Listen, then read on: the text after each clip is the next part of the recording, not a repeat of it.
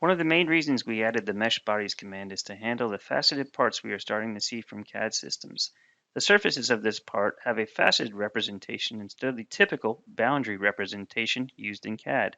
Faceted surfaces typically come from a process, such as performing topology optimization.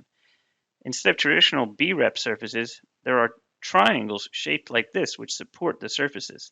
The body mesher always uses triangles as a basis for meshing. So these facet triangles will be converted into better triangles to create a surface mesh. Now I choose the mesh bodies command, enter a target size, then choose to delete the representative mesh I had to show the facets. At this point, the body mesher will turn those triangles into better triangles using the specified parameters.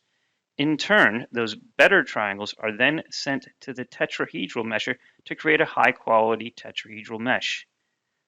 Once the meshing is done, I'll turn off my geometry and you can see that we have a really high quality mesh.